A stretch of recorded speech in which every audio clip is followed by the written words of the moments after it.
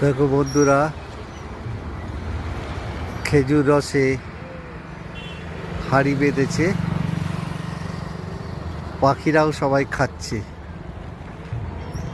দেখতে পাচ্ছ?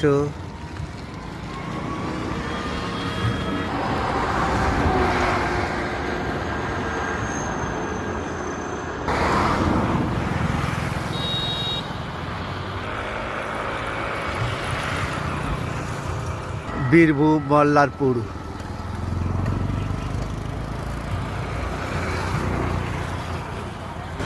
এই খেজুর রস থেকে এনারা এই গুড় তৈরি করে বিক্রি করেন।